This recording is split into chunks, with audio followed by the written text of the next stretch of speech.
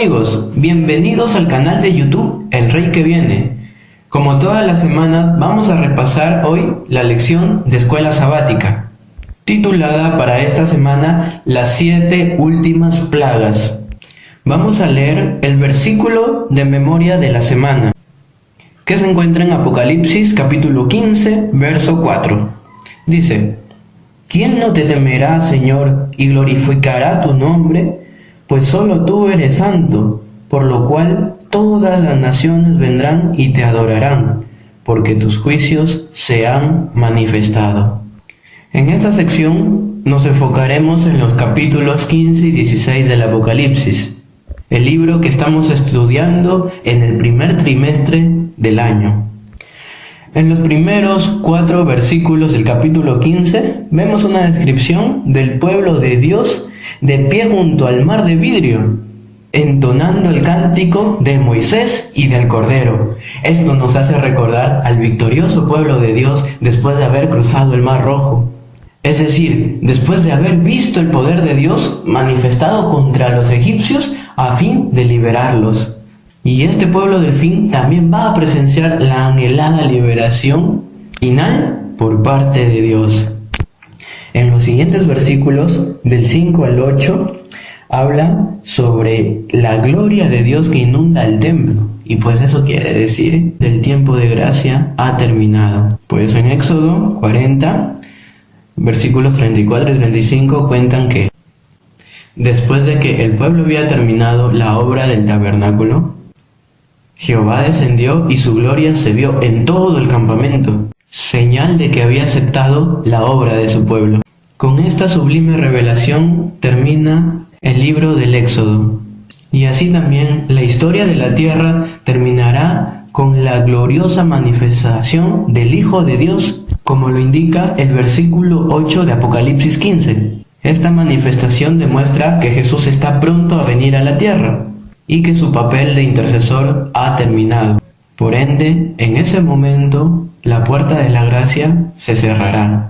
Ya no habrá oportunidad de salvación. Pero quizá haya una pregunta que debamos resolver. ¿Por qué Dios envía las plagas cuando ya no habrá arrepentimiento? Y paralelo a eso, empieza el derramamiento de las 7 plagas.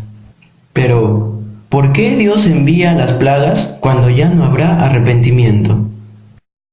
La Biblia es bastante clara, y todo aquel que aborrece la verdad, automáticamente ama la mentira.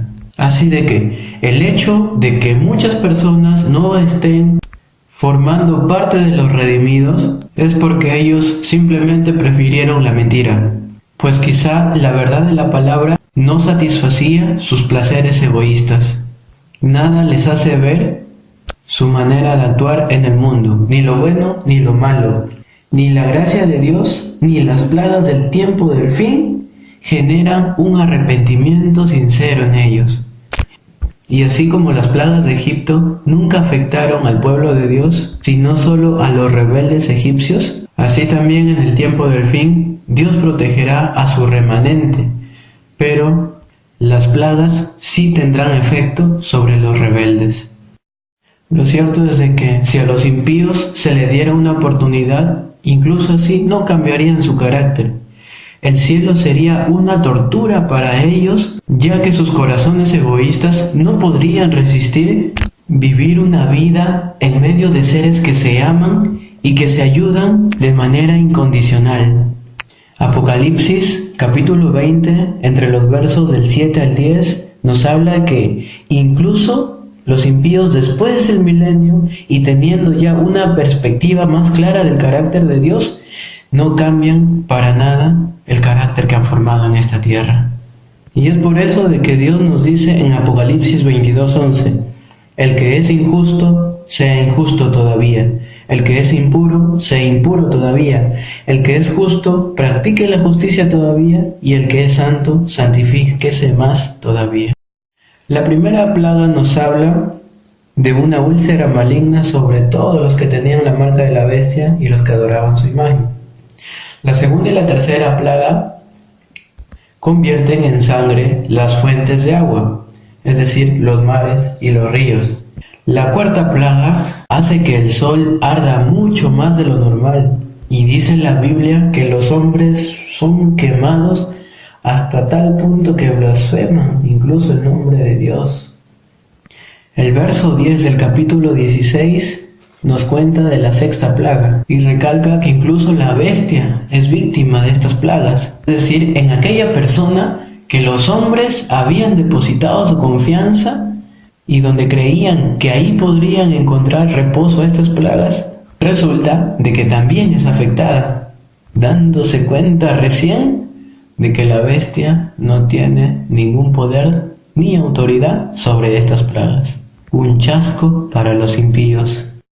Notemos que en el versículo 11 dice de que ellos blasfemaron contra el nombre de Dios por sus dolores y sus úlceras. Quiere decir de que hasta la quinta plaga todavía tenían el efecto de la primera, es decir, de las úlceras. Eso sí que es una verdadera tortura.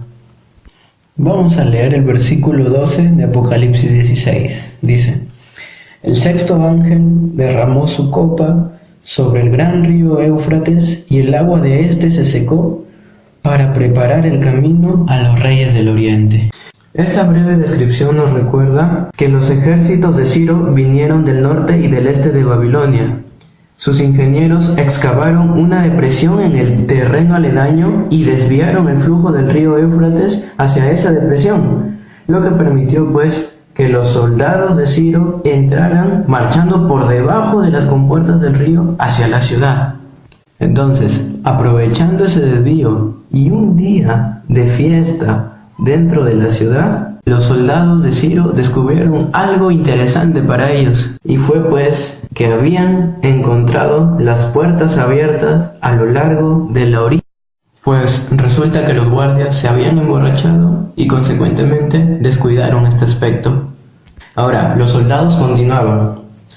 Entraron a la ciudad, conquistaron y mataron a su gobernante, que en ese entonces era el rey Belsasar, el mismo rey al que se le apareció una sentencia escrita en la pared, narrada en el libro de Daniel capítulo 5. Si hay algo cierto, es que Dios utilizó grandemente a Ciro, porque en los meses y años siguientes, a partir de ese momento de su conquista, Ciro inició un proceso en el que animó al remanente disperso de Israel a regresar a su patria e incluso hasta reconstruir el templo y la ciudad de Jerusalén mediante el rey Artajerjes. Vamos a repasar la secuencia una última vez. En los tiempos del Antiguo Testamento, Ciro, el rey de Persia, literalmente secó el río Éufrates para conquistar Babilonia y así también, de alguna manera, liberar a Israel. Así que, entendiendo este relato, tendremos una base para poder entender estos pasajes de Apocalipsis que estamos tocando.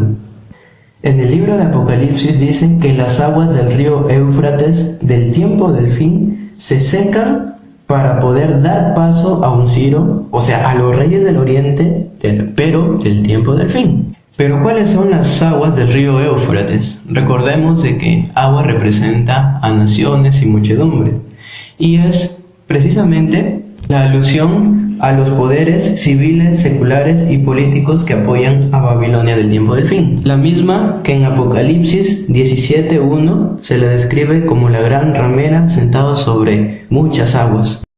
Según esto y la descripción del versículo 2, esta mujer representa a la iglesia que tiene las doctrinas falsas, es decir, a la Roma papal. Entonces, la Babilonia del tiempo del fin es esta Roma papal. El secamiento de sus aguas se dan cuando los poderes le quiten su apoyo, y no solamente eso, sino que se vayan en contra de ella, pues descubrieron su engaño cuando esta Babilonia, tiempo del fin, que decía ser la representante de Dios aquí en la tierra, no podía ejercer ni poder ni autoridad sobre las últimas plagas que caían a la tierra. Pero el secamiento de estas aguas significa de que estos poderes le quitarían su apoyo a Babilonia en algún momento. ¿En qué momento? Cuando ellos se dieran cuenta de su engaño, que ni siquiera esta Babilonia podía ser capaz de protegerlos de las plagas, sino que también se van en contra de ella, lo cual causa su caída. El paso de los reyes del oriente simbolizan a la segunda venida de Cristo acompañado de su ejército de ángeles celestiales. Así como Ciro llegó para liberar al pueblo de Israel, así también Cristo vendrá para poder liberar a su pueblo, al Israel del tiempo del fin. Así que la sobreestructura narrativa fundamental de la batalla del Armagedón se basa en la historia del Antiguo Testamento de Ciro y la caída de Babilonia. En Apocalipsis 16, versos 13 y 14 nos hablan de 3 espíritus inmundos, los cuales representan una falsificación del mensaje de los 3 ángeles. Pues así como los 3 ángeles del capítulo 14 presentan y exponen el verdadero evangelio, aquí hay 3 ángeles malignos que presentan un evangelio falso. Pero, ¿qué significa Armagedón? Armagedón literalmente significa el monte de Meguido. Pero hay algo curioso aquí. Según la historia, Meguido no era un monte, sino una ciudad, ubicada en una llanura. Y esta llanura era muy estratégica para cuando Israel quería hacer frente a una guerra. Lo interesante aquí es de que Meguido se encontraba en las faldas de un monte muy conocido para los cristianos, el Monte Carmelo, lugar donde ocurrió uno de los hechos más sorprendentes de la historia bíblica. Aquí Elías, el profeta de Dios, enfrentando solo a 450 profetas de Baal, y todo para poder demostrar quién era realmente el verdadero Dios, si Jehová o Baal. En Primera de Reyes capítulo 18, la historia desenlaza con la victoria de Elías sobre los profetas falsos de Baal, demostrando así que existe un único Dios, el Dios verdadero, aquel mismo Dios que los liberó de la esclavitud egipcia, aquel mismo Dios que un día vino a nacer al mundo para enseñarnos las verdades de la Biblia, y aquel mismo Dios que vendrá por segunda vez en las nubes de los cielos. Y bien, habiendo dejado en claro todo esto, el libro de Apocalipsis nos invita a poder reflexionar. ¿Qué cosa? A reflexionar y a elegir en qué lado me quiero encontrar durante la batalla del Armagedón. Si en el lado de los rebeldes que sufren las consecuencias de las plagas, o en el lado del pueblo de Dios, quienes son protegidos por Él mismo. Yo sé que en el segundo grupo, ¿verdad? Si es así tu deseo, vamos a hacer una oración. Gracias, Señor, te damos porque sabemos de que tú siempre has cuidado a tu pueblo y lo harás incluso en el tiempo del fin. Señor, permítenos ser parte de ese remanente que tú tienes reservado para las moradas eternas. Ayúdanos a pensar sabiamente y realmente a poder decidir por el lado correcto, que es seguirte y servirte a ti, Señor. Y junto con mis amigos oyentes podamos mejorar nuestra vida espiritual cada día, y que un día, después de todo este estudio, Señor, podamos estar viviendo contigo para siempre. Es nuestro deseo, en el nombre de Jesús. Amén.